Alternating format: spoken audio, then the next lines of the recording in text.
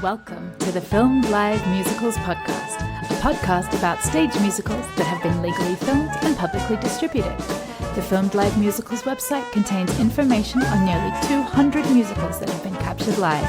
Check it out at filmedlivemusicals.com. And now, on with the show. Welcome to episode 31 of the Filmed Live Musicals podcast. I'm your host, Luisa Lyons, and joining me today are Freya Catrin Smith and Jack Williams, the founders of Welsh company Bottle Cap Theatre, a company whose aim is to create bold, new, accessible, and thought-provoking theatre.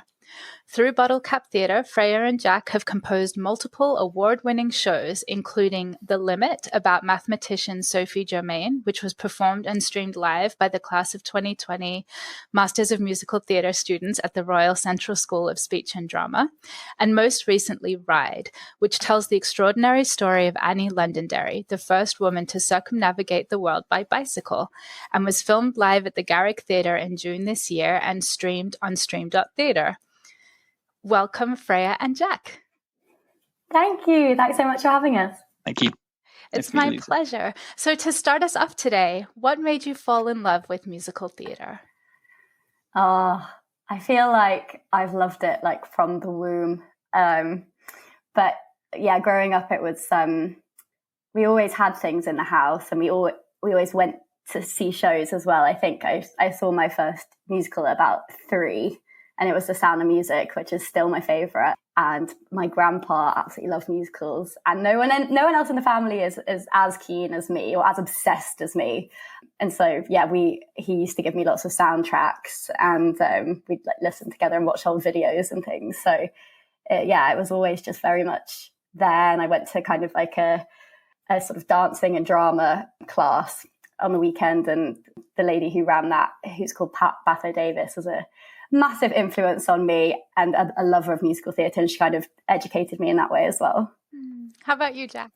So, like Freya, kind of watching a lot of kind of direct-to-video musicals, like the recordings of Cats and Joseph and such. I remember we saw my first memorable musical, I think, was seeing Les Mis at age 7 or 8, I think. And about 6 months beforehand, my mum put on the soundtrack, and me and my dad were like, this is boring, this is rubbish. And then she would keep playing that for 2, 3, 4 months, and within that time frame, eventually we were all singing. Do you hear the people sing together? And very into it. I feel like that still is going on. Yeah, definitely to this day. You mentioned watching the straight to video like Joseph and Cats. Joseph is one of my guilty pleasures. Same. Who plays Joseph? Donny Osmond. Course, Donny Osmond. Yes, it's such a joyful production, and I love that they filmed it as if it could be on a stage. Definitely. Oh yeah, so great. And Maria Friedman, iconic as the narrator. Absolutely. So I'm curious, did either of you grow up watching any filmed live musicals? Ooh, I'm not sure. Did you watch any, Joe? So what was that? I'm not sure if the production of, so if you compare the production of Joseph, where it was kind of they tried to keep that theatricality, but it was filmed in lots of different locations and very much not on the stage, with the production of Cats, which I think is quite a faithful reinterpretation of it, and it's all shown on stage. I think that's the main one that. And like the Les Mis concerts, if they kind of, I don't know if they count, but I definitely watched those.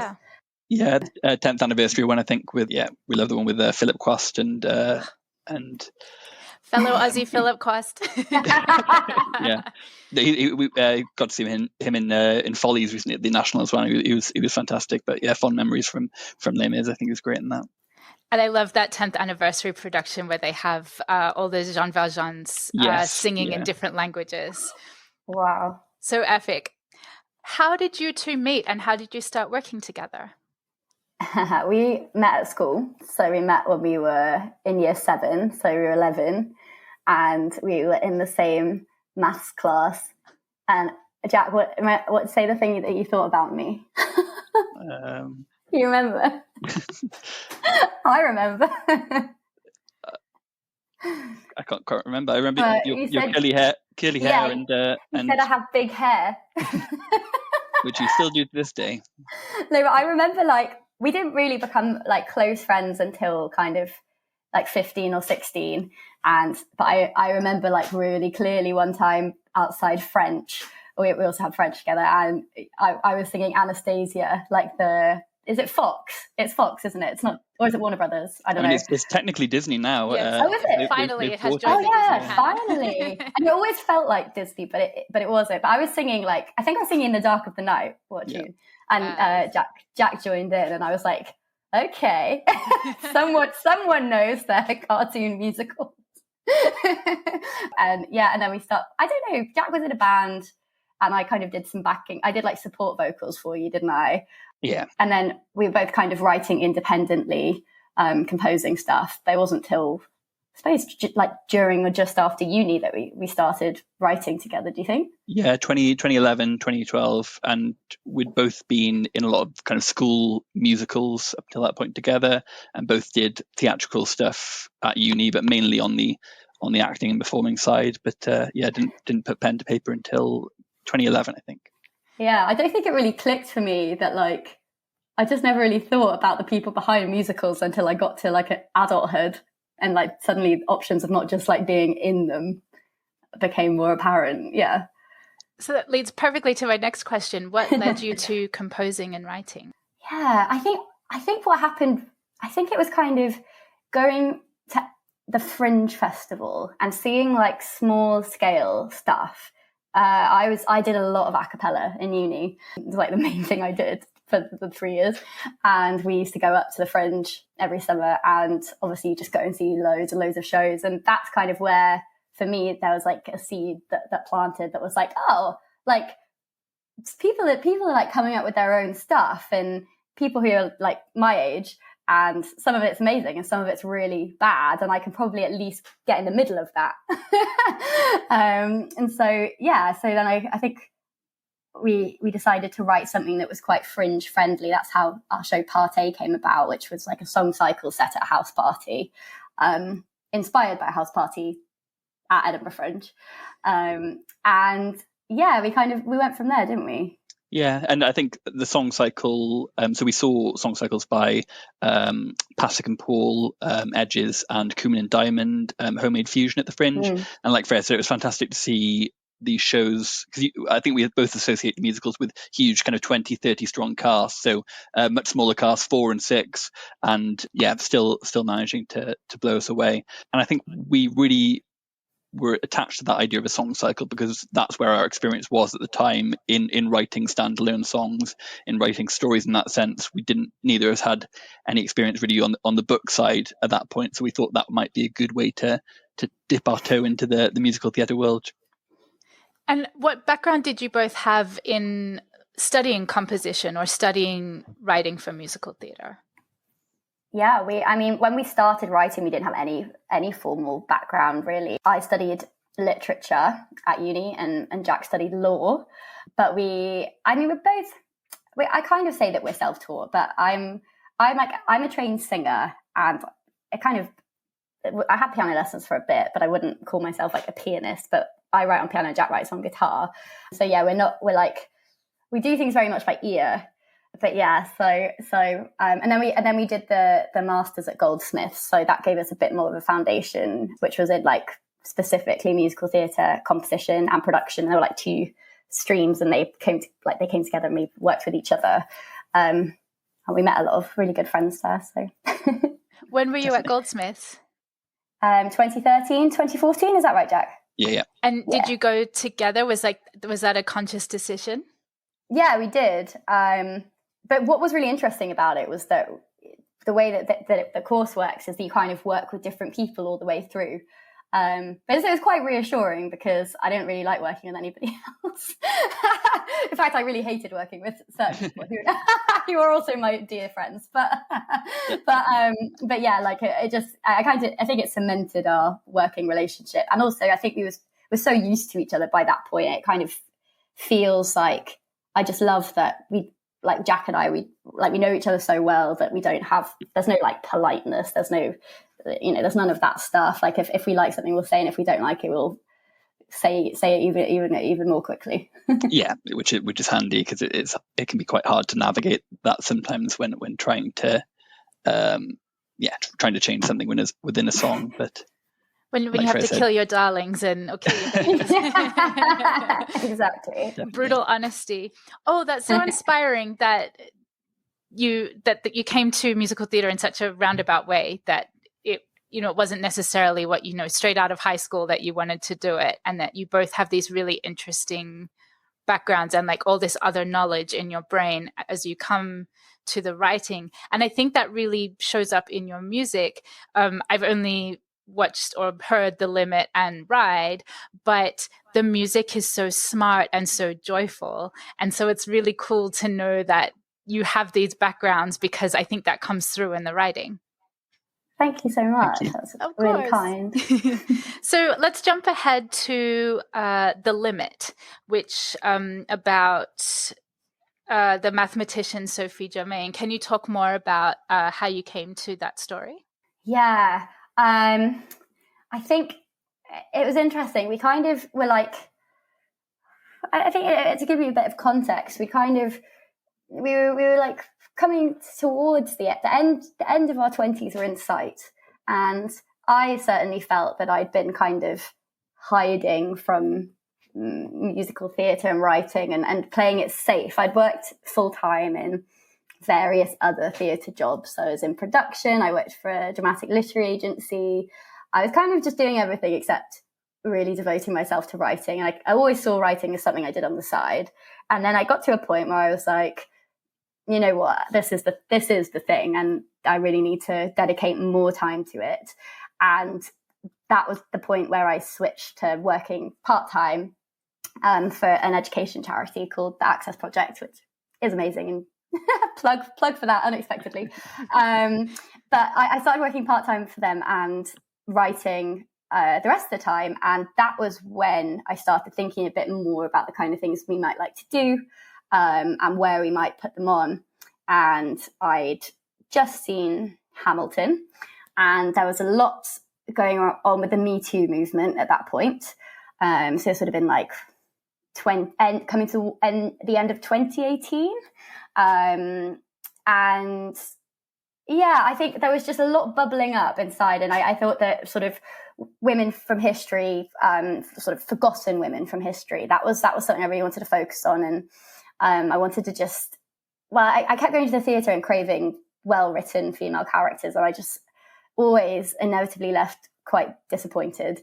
And so, look, another wife, another girlfriend. Yeah, exactly, another love letter.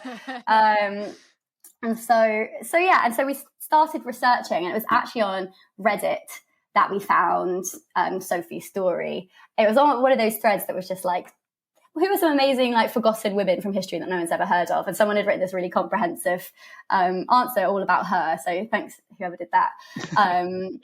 And yeah, I shared it with Jack, and we thought this is really good. This could work really well. Like, the whole kind of disguise element just felt really theatrical straight away, just like quite Shakespearean. And we applied to Vault Festival, and that was before writing any of it. Got it, and then we're like, okay, we've got to write the thing now.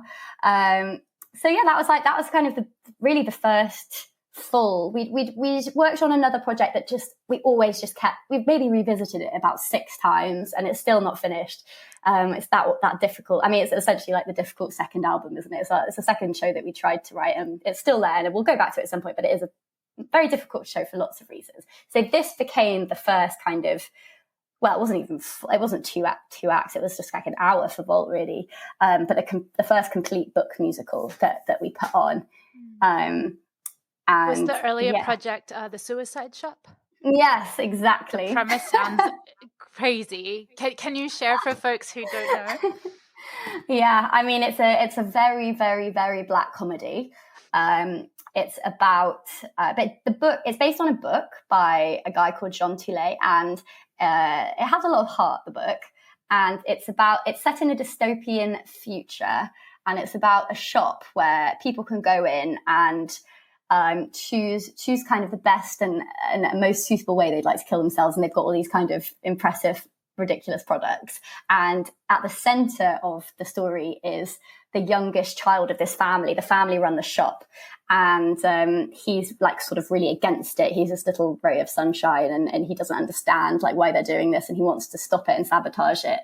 And yeah, so it's actually a story about kind of, you know, finding joy, but it's a bloody hard sell, to be honest.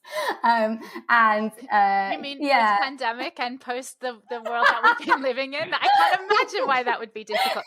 But I will say, remember, I always think of 6 Feet Under, which was about a family living in a funeral home.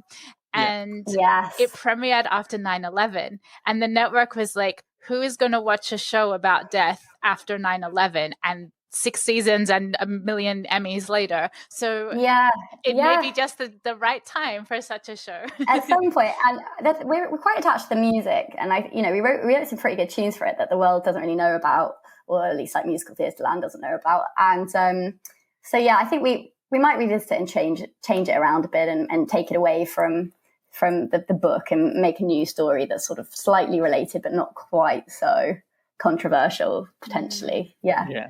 But I think The Limit was so great as a way out of that, because like Freya said, we worked on that for about 3 or 4 years, writing every weekend, but wanting to like redrafting it and wanting to get it perfect before even daring to show anyone. Whereas The Limit was the exact opposite of that. We applied for the slot with nothing written. We had this 6-month deadline to get it all together, and that we did nothing for 5 months. That was the impetus that we needed to get together. There's nothing like a deadline with a public audience to get you. That's the only way we make work. Like to be completely honest. The fear.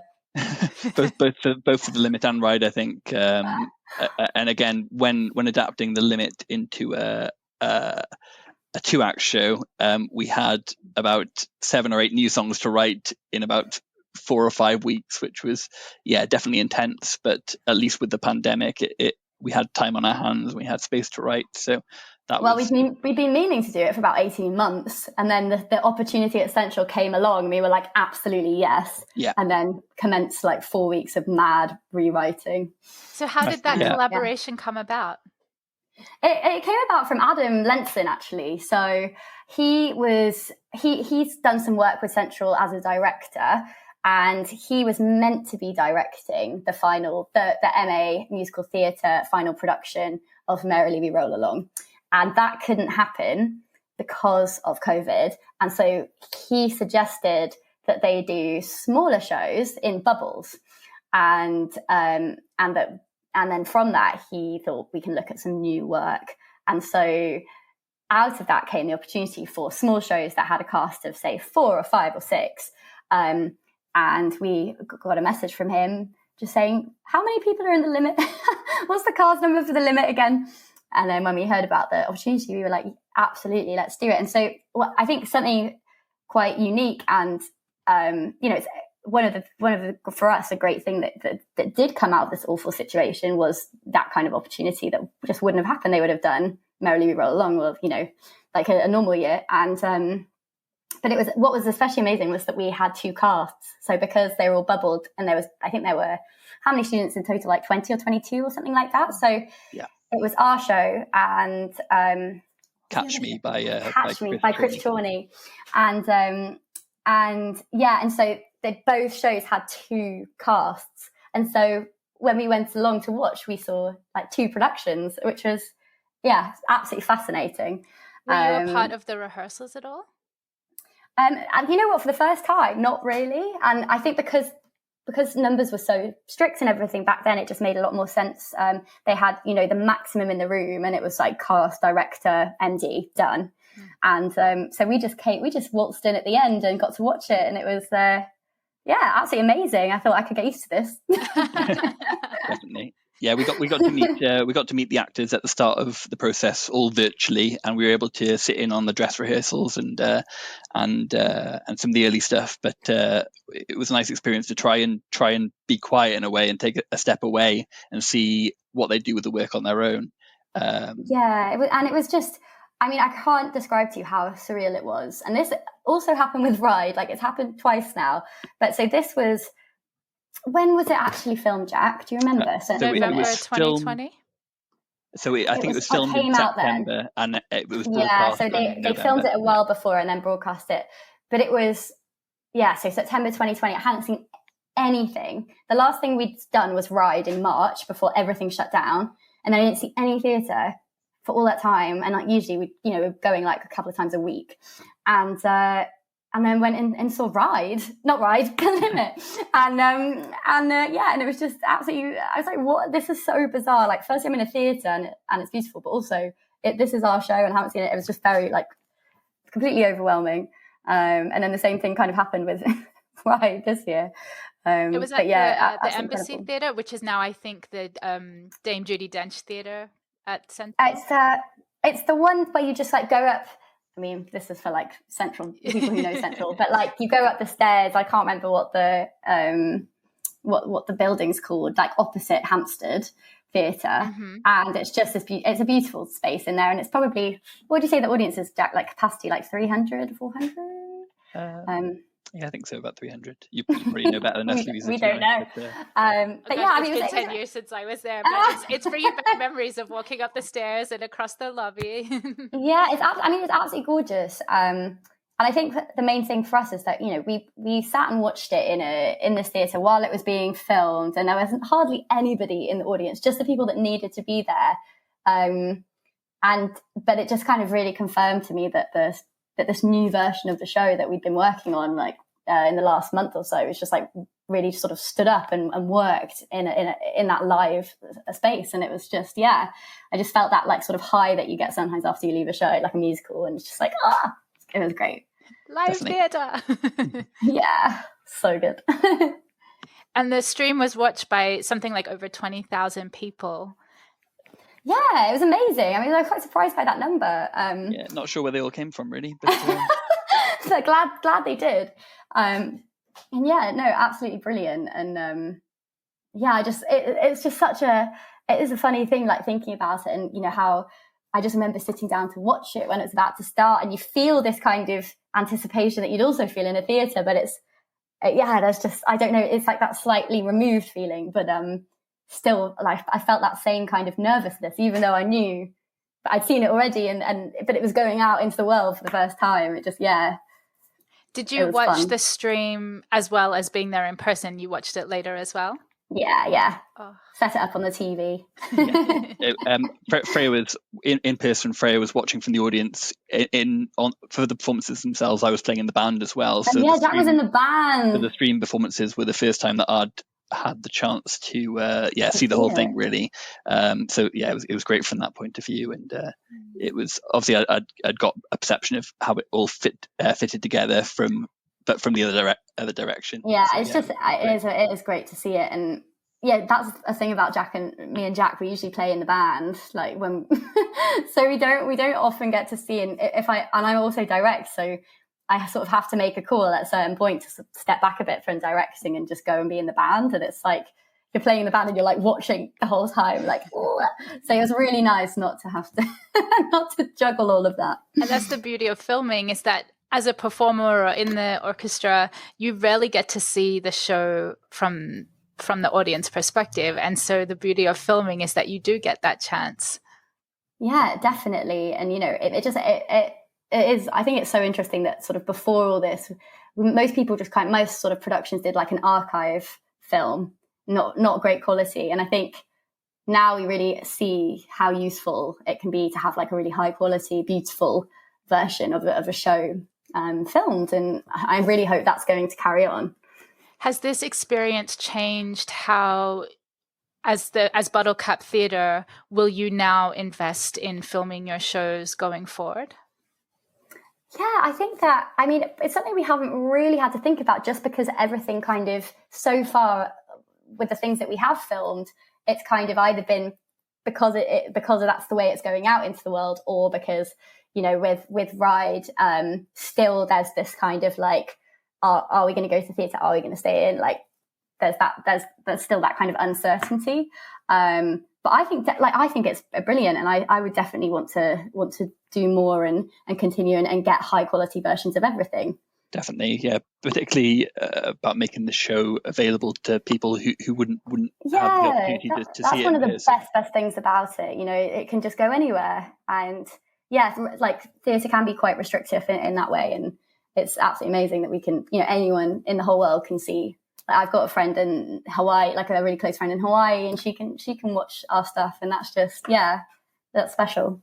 Absolutely. And it's not limited to, the 300 people at the Embassy Theatre or I don't know how many people the Garrick sits, but I'm in New Jersey and I was able to access both of those streams, and there's people in Australia. There's what the pandemic has shown a lot of companies, I think, is that there is literally a global audience for your show if you want it.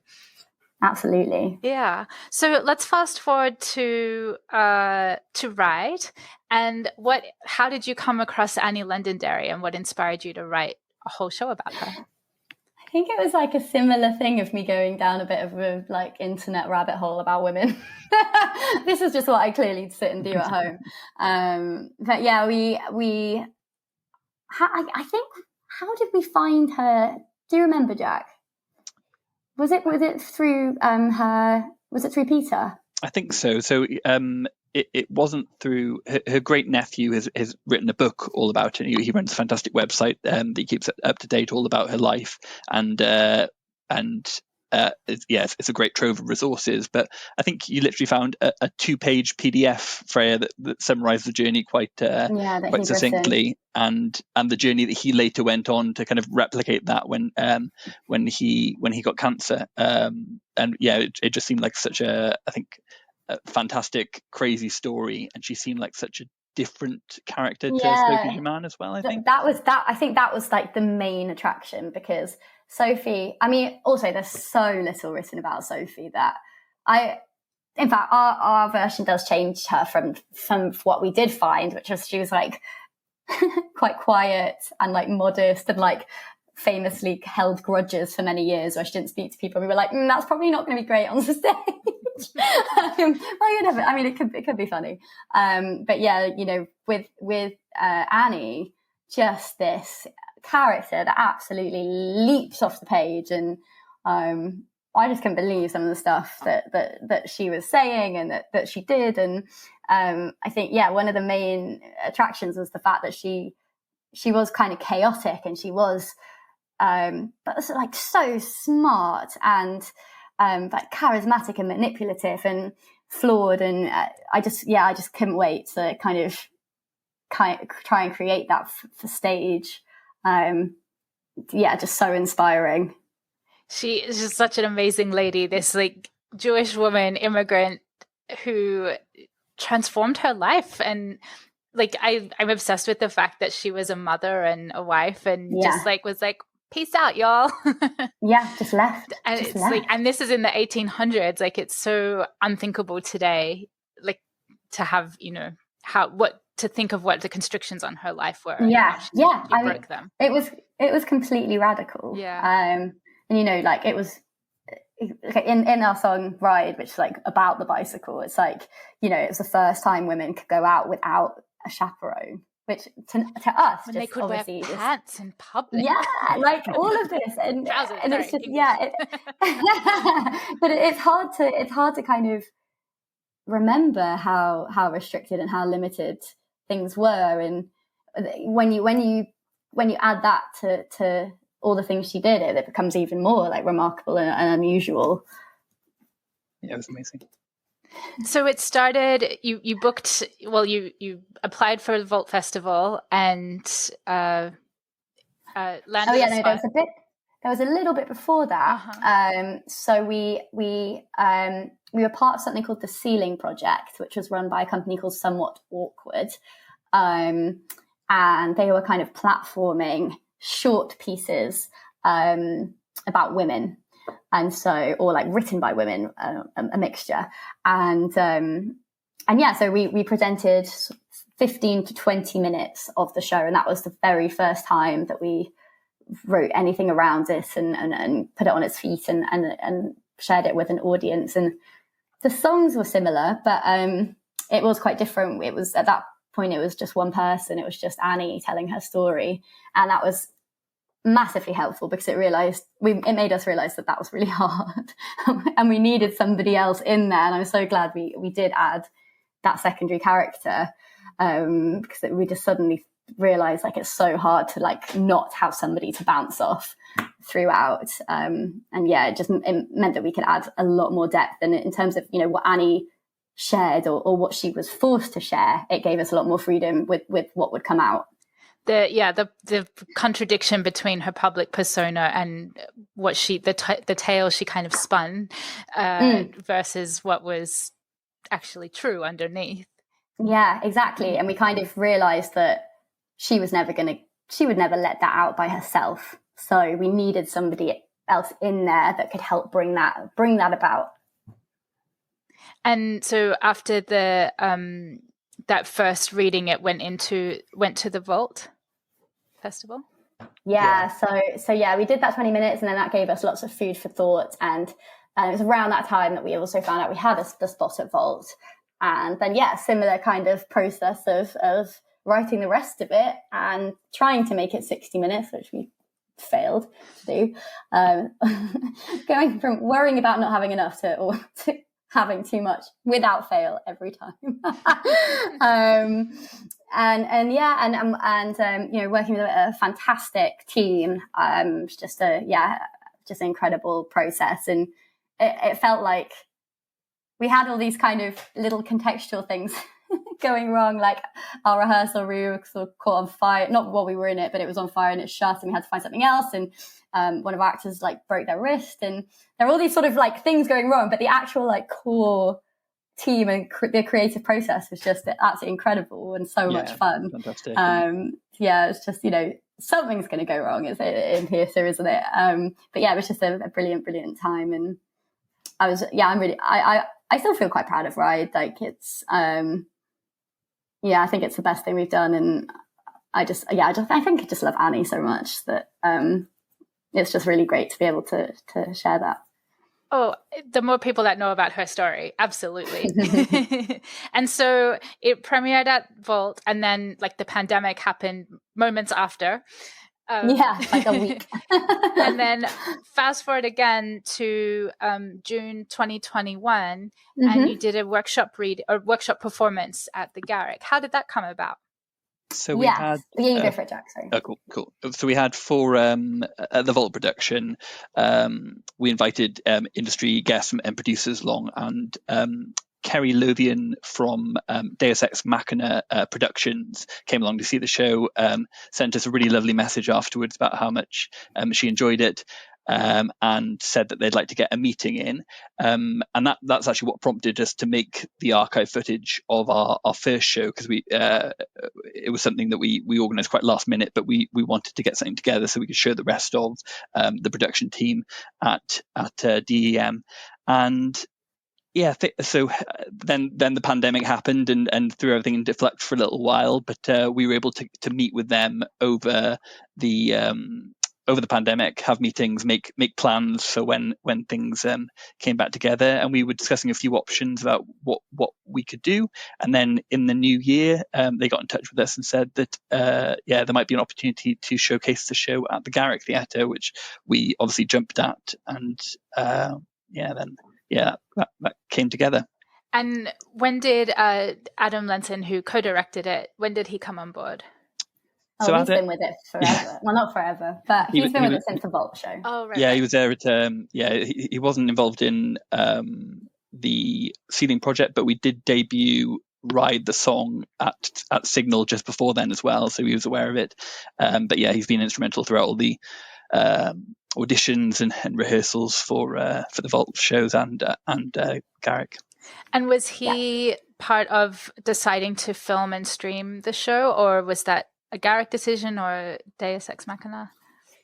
I think it came from DEM. Obviously, Adam does a lot of his own filming and is kind of notorious for like multitasking. And I think he was probably quite keen for Chris and him and Matt to film from oh gosh, what are they called? Theatrical solutions. And we basically put our foot down and said, no, you're co-directing, and no, you're not doing the other thing as well. But yeah, so that's but that meant that we could work with Stream Theatre or Stream Dot Theatre, and yeah, that was brilliant. And it was just, I mean, from our side of things, it was seamless. We didn't really do much of the kind of logistical stuff, but yeah, it was just a pleasure, wasn't it? Yeah, and that was a great thing about working on the Garrick production, particularly because Freya and I were so used to working with a very, very, very small core team where we had multiple hats that we were wearing at all times. So like Freya said, she was directing, and in the band I was musical directing. We were both kind of storing all the props and stuff like that in our respective houses and bringing them in vans every day. So it was so nice to work with a bigger team where everyone held expertise in the area that they were working with. Yeah, it was great. And for that Garrick performance, you collaborated with the Broadway Sinfonietta. Yeah. What was that collaboration? Yeah, so amazing. So our orchestrator is an absolutely incredible woman called Macy Schmidt, and we were sort of talking with DM early on about orchestrations, and I'd just seen Ratatouille, the TikTok musical, which she did the orchestrations for, and so I put her name forward, and it went from there. And we were so lucky and happy to work with Macy. And the brilliant thing was it's kind of DEM have tried this new thing, and I think it's happening more. So often you're like a show like Six kind of has a click track, but also has some musicians on stage, a sort of a band on stage, and it kind of makes smaller shows like possible, really, and but it allows you to have a fuller sound. So what the show originally was a kind of small band 4-piece, like a folk rock sound, and doing it this way with Macy orchestrating, we were able to get like a kind of, I think, like 13 or 14 piece band orchestra kind of thing, and so yeah, we had a small live band playing at the venue, and then the rest was recorded by the Broadway Sinfonietta, which she created, and it's all women, and it's and predominantly women of color. Yeah, predominantly women of color, exactly, and yeah, it was just really cool, and I was so pleased that we could do that and make it work. So for future iterations, I'm sorry to interrupt. You go ahead, Jack. I was just going to say, I feel it elevates material so much, and stuff that Freya and I kind of heard in our head in an ideal situation. It's amazing to hear Macy bringing that to life, I think. And yeah, when we were having these conversations with Macy by email, and her sending over even the MIDI tracks and listening to them, it was just beautiful, really, really fantastic stuff. And we should mention, for people that don't know, Broadway Sinfonietta, as maybe indicated by the name, is actually New York based. So it's so cool that it really speaks to the power of technology and Zoom and email, but also like the times that we're living in with the pandemic and everyone working remotely, that you're able to collaborate with people in an entirely different continent. Yeah. And you know what? There's something that makes a lot of sense about working with like people based in New York, because we wake up to stuff and then we send our comments and they wake up to our comments. So it's all quite good timing wise. Yeah, it works well. I have friends that during the pandemic, I think he like lives part of the year in the UK from the US. And so he, went back to his home in the UK and was like really happy with his work hours, because he didn't have to start work till like 1 p.m. UK time. Oh, wow. And, yeah. Worked for a few hours and then they clocked off and boom. Perfection. Perfect time difference. So for future iterations of Ride, will you incorporate a fuller band or orchestra in the show? I think the plan is to, we've got these kind of tracks and they're ready to be used, and So I think the plan would be to continue with the kind of hybrid. Maybe if it ever got super big, you might be able to do like a big live 12-piece. But this holds up really well, and it's just a great way of sort of making it work on a smaller scale, and not compromising the sound as a result. So I think the plan would be go forward with hybrid, but everyone dreams of a big live orchestra doing their songs. Yeah, the benefit is it makes it really kind of agile and movable for any small scale touring that we wanted to do.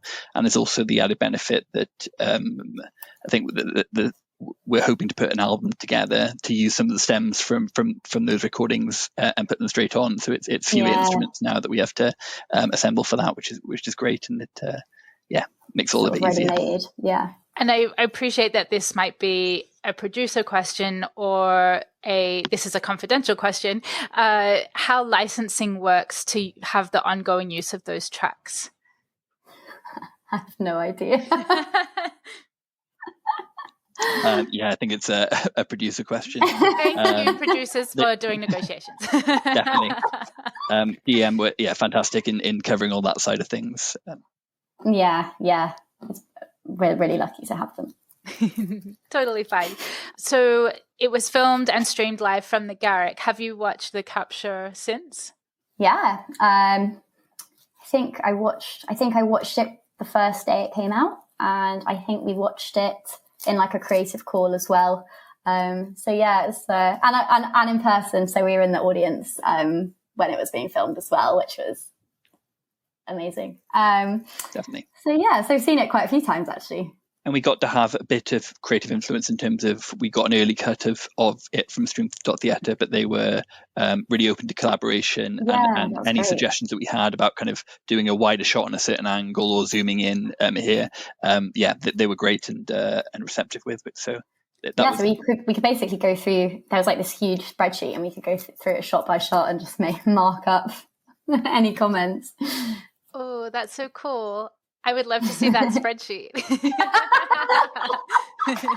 As writers, how does watching it back influence like future development of the show or how you're going to write going forward? Yeah, I think it's really helpful. And I have to say, I've always struggled to watch our stuff. I think because I'm a bit of a perfectionist, and so I'm likely to sort of not be happy with the writing in certain parts, but it's a great exercise. And I feel like since we've been working with DEM, like they're very keen on us watching it and thinking about it and the show evolving, and we did quite a lot of rewrites before the June version, which was great. And I think the show is definitely better for it. And it's sort of like I tend to try and shy away from watching it, and I put it in a box and be like, and think that's done and let's move on. But actually, it's really great to try and make the show the best that it can be. And I think especially when it's well shot and it's not just sort of archive footage that we've put together, like we've balanced a camera on the stairs and in the auditorium. Yeah, exactly. With a tripod. Exactly. It helps you to get a clearer sense of the show and you can hear the audience, and that's always helpful as well in terms of responses. Mm-hmm. What would you say to other composers or writers who are hesitant to stream their work? I would say, I think that there's so many pros to doing it, and we talked about accessibility, but I feel like if you're a writer, you probably want to share your work with as many people as you can, and it's the best way of doing it. And I think it can be a little scary. And I think that without the pandemic, things wouldn't have progressed in this way. And it is something positive that's come out of it. And I don't think I would have thought about us streaming our shows in the way that we have at all. I would have probably carried on with those terrible archive recordings. But actually, it's not just great to be able to share it with more people, but it's great to have it and to use it and refer back to it. So I would say it might feel scary if you're writing in theatre, but there are so many benefits that absolutely you should try and get your work streamed and get it out there. Definitely. I think people might be a bit apprehensive sometimes because they feel that their work is not at the final point. There's still work that they want to do to polish it, to tweak things. And we were conscious that we wanted to frame it as a workshop production. So we implemented that into the filming and the staging of it. So it does have that look and feel. And yeah, with that in mind, we're really proud of that going out and people being able to see what it looked like at that point of time, and having future film performances and comparing the two. Definitely.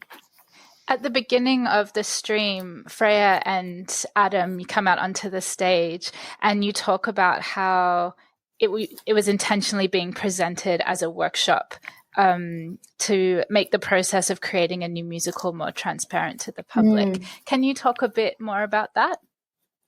Yeah, I think that there's this thing around theatre where usually you would go and see, I suppose, like a normal, I guess, like an average person's life would be, you know, they might go into London if they live in the UK a couple of times a year and see a big musical, and that's the extent of their experience when it comes to seeing theatre. And you know, I think for any medium that you're interested in, to be able to be a bit of a fly on the wall is really fascinating. And I think that the way that we sort of presented Ride with some parts on book, and we incorporated the way we incorporated the script into the story, and it kind of tied in with the various like narratives going on. And it just gives the audience a sense of like what it might look like in rehearsals, or like, you know, there's that sort of in between stage of it being on paper and it being perfect and set, and then there's this middle messy stage. And I think it's, you know, that's really part of the fun as well, and audiences don't usually get to see that. So yeah, it's kind of coming at it from a different. And I think also there's a kind of, I think a lot of people just don't understand the level of work and time and everything and that's involved in getting a musical to that point. And there's, you know, a kind of cultural thing around musicals not being, I don't know, as smart as plays or as refined as plays, when actually they're, you know, they're harder to put on. That's why fewer people put them on, because they're harder and more costly and all of this. And yeah, so I think it's really nice to share something that isn't just shiny finished product, as much as we want to get to that stage as well. There's something about bringing people into the process and you know, sort of hopefully even building more of an audience for musical theatre and the form in doing that. Definitely. It really helps demystify the process. And another thing that Freya and I love to do is listen to, when they're available, writers' demos. So there's one's available for the Book of Mormon and Cabaret, and it's fantastic to hear the writers play it on fairly basic instruments with early drafts of lyrics, and seeing how those early drafts came to be the fully fledged thing. And some haven't changed at all, and some are completely different songs. And it's really great to have that insight. And I think that demystification can, like, as a writer, I'm not sure about you, Freya, but it gives me hope that these things weren't always perfect, and it makes me think that other writers can get to that level as well. Even if you don't have all the fancy orchestrations at this point, all the fancy equipment, if you get the bare bones of the song working there, it can still feel like magic, and it still does on some of those early demos as well when they hit the right songs.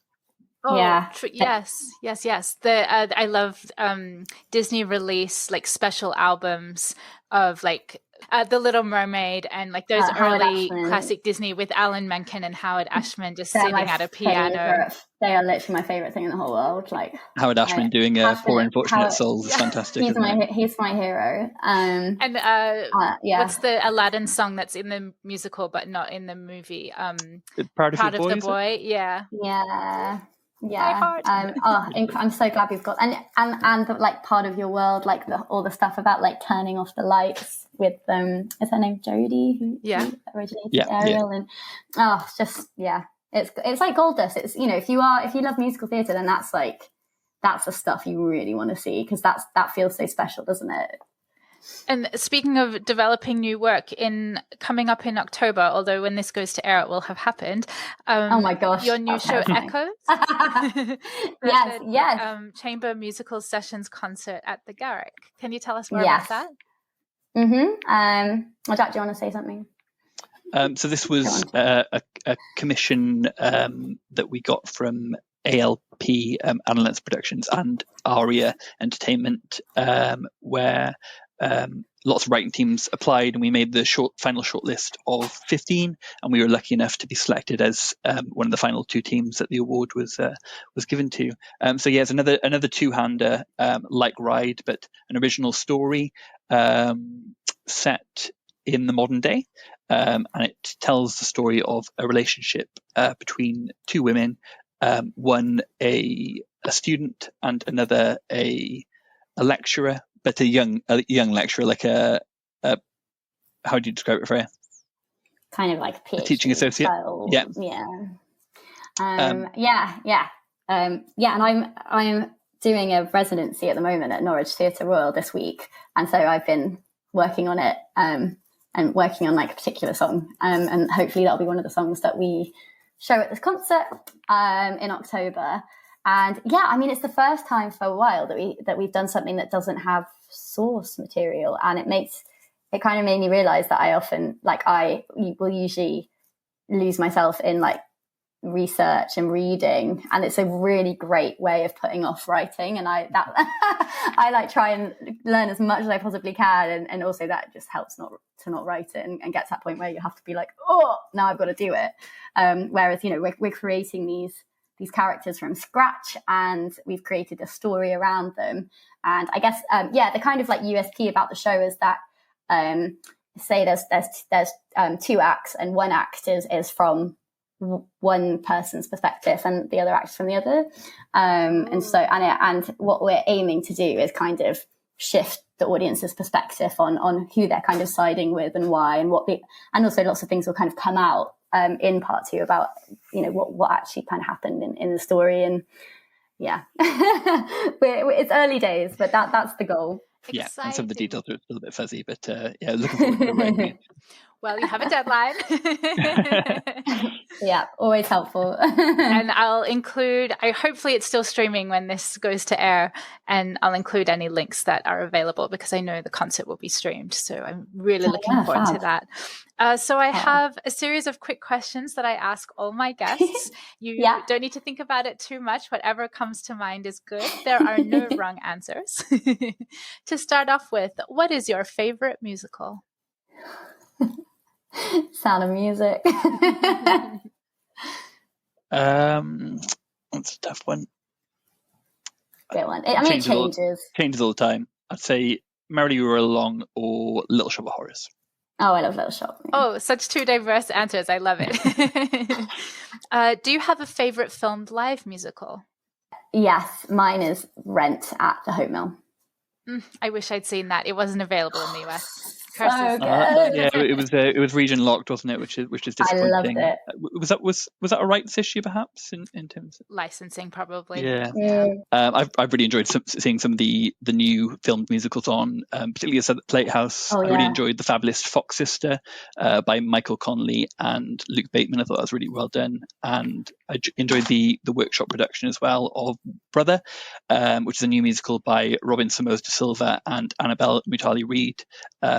And like we said before, it was fantastic to see what the show looked like at that stage and what it will look like in the future too.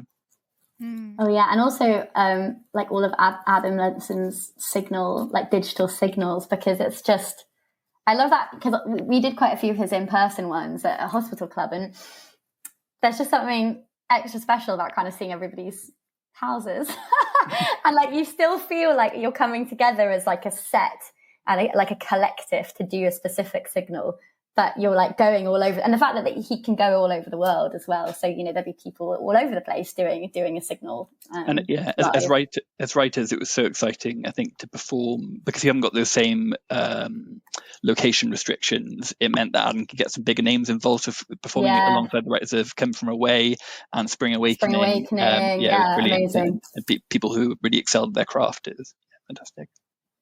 Great choices. And I love that as writers, you are engaging with other writers and all the new work that's happening. And there's so much coming out of the UK. It's very exciting. Yeah. So a filmed live musical, it's not exactly theatre and it's not exactly a film. So what should we call it? Yeah, I mean, should we make up a new word? Like a film? No, I'm not gonna. I don't know if I've got anything good. I just had some, please. Come on, Jack, you're good at this. I have no idea. Music alive. That's a bit because musicals are live, so I don't. Yeah, I don't know. I think film. The film thing is blurs it, doesn't it? Because I think we've got a clear idea of what a movie musical is, and I also love those. But it is a different thing. Digital musical? Digital live? I mean, I don't know if there's a way of doing it without coming up with a brand new word. I don't know if we can do it in a concise way.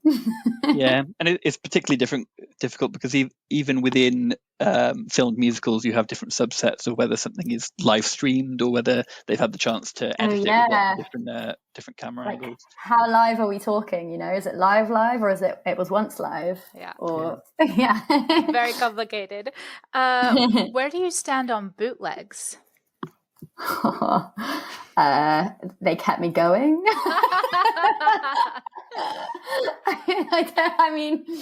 I've watched a lot of slime tutorials in my time. I think I don't know. It might be a different story if it was our stuff, hypocritically. But I think there is. Obviously, it's better to go down the official route and say watch Hamilton on Disney Plus or whatever. But it's kind of nice, kind of feeling like. I mean, the quality is always a bit rubbish, isn't it? But I quite like feeling like I'm in the audience, like with someone's shaky camera. And I think sometimes if there isn't, I think sometimes like you succumb to a bootleg when there isn't another way, and something's on Broadway and you really want to see it but you can't get there, and they haven't released a streamed version, and you find it on YouTube and it hasn't been taken down yet. And if you're as obsessed as we are, it's kind of hard to not engage with that, I think. Yeah, I think people's worry is that it will cannibalize sales, but like Freya said, very often it's people who aren't able to access the show for one reason or another, be that budget or be that location. And I feel that if those people then do happen to make a trip to Broadway or London, rather than making them less likely to see the show, I think it probably makes them more likely because they'd like to see the real experience, and they have a bit of insight into what the show is. So yeah, I know that many people online have been initiated into musical theatre through bootlegs alone. So obviously there's good there. I think I think some producers were willfully leaving stuff up over lockdown because it keeps audiences engaged when they couldn't go and see the live show. There was some stuff that I was kind of at first a bit like, I'm sure this would have been taken down usually.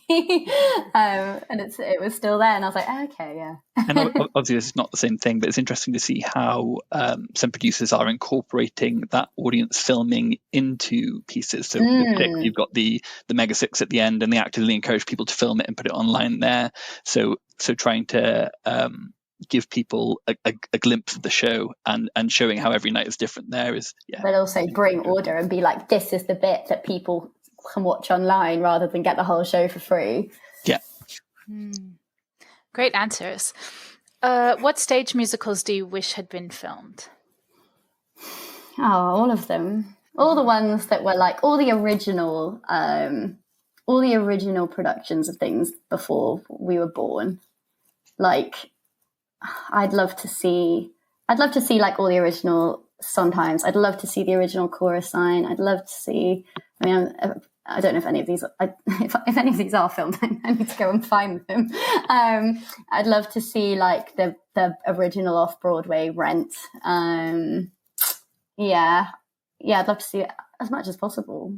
Yeah, it's fantastic to have the closing night rent that they filmed, and as well as Sunday in the Park with George original cast and Into the Woods original cast. Great that those exist. I guess something that's like, what are some things that kind of got forgotten and, you know, they sort of really rare or like cult shows that maybe didn't have such a following, but I can't think of any off the top of my head. But you know, those ones where you're like, oh, I wonder, or like, I'd love something like so go on. No, go for it. I'd love something like a Rocky Horror Picture Show at the Royal Court with some of those famous faces like Tim Curry and Richard O'Brien. Then that would be brilliant. They did a reunion concert for the 50th anniversary of the Royal Court, which they did film. I can't remember if it's that one that's available. There's two that were filmed, and one is available and one isn't, where they reunited some of the original cast. But like having the original production would be unbelievable. Brilliant. Yeah. So going forward in the future, what do you hope will be filmed? I guess like my priority would be stuff that's on elsewhere that we can't get to, that isn't necessarily going to come over. So sort of like the big Broadway offerings that we don't know the future of. Like I just feel so glad that I saw The Band's Visit like on Broadway. That would be great for a pro shot of, actually. That's a good answer. Yeah, because I just don't know if that's ever going to come over, and it was just absolutely incredible and kind of changed the way I think about musicals and what they can be and what music in a musical can sound like and the story and everything. So yeah, I think, and you know, some of the like stuff that's off Broadway as well. Just as much as possible from overseas. I've listened to the soundtrack of A Strange Loop a lot, and that's brilliant. So I'd love to see. There are some kind of obviously pro shot clips online, promotional clips, but a pro shot that the whole thing would be amazing. I wonder if that will go to Broadway in any. There's rumors it's opening. I think it's at Signature Theatre in Virginia. It's going to be. It's part of their next season, and they have filmed they've streamed quite a lot over the pandemic. So I emailed them to ask if that is going to be streamed, because that would be amazing because they have the capability of streaming. Yeah. But it's rumored to be a pre-Broadway tryout, so fingers crossed. That's great. Yeah. Oh, this has just been so much fun. Thank you both so much. Where can we find you online? We're on Twitter. So my Twitter handle is Freya Smith, but with two F's at the beginning. Mine is Jack. Yeah, go for it. At Jack RB Williams, and our drink one is We Are Bottle Cap. Is that right? Yeah. And our website is bottlecaptheatre.com. I can't believe I blanked on the website.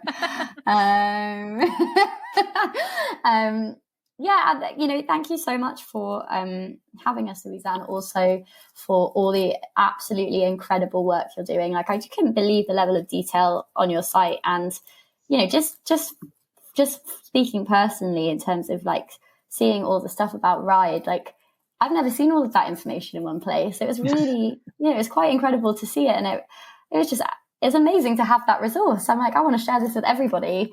And you know, this whole catalogue of everything, it's just, it's so valuable and really, much needed. And so, thank you so much for doing it. Oh, really thank you. Work. It's truly, it's such a joy. But thank you both so much. It's been an absolute joy to speak with you today. You too, and thank you so much for inviting us. Filmed Live Musicals makes musical theatre more accessible, brings joy, and creates a sense of connection for audiences around the world. With thanks to patrons Josh Brandon, Elliot Charles, Rachel Esteban, Mercedes Esteban Lyons, James T. Lane, Al Monaco, David Negrin, Jesse Rabinowitz and Brenda Goodman, David and Catherine Rabinowitz, and Beck Twist for being a part of spreading the love of musical theatre. If you would like to join, you can do so by becoming a Filmed Live Musicals patron. For as little as $3 a month, you'll receive early access to the Filmed Live Musicals podcast, early access to site content, and a weekly newsletter with info on upcoming streams. Visit patreon.com/musicals on screen to learn more. You can also leave a review on Apple Podcasts and follow us on Twitter and Facebook. Thanks for listening.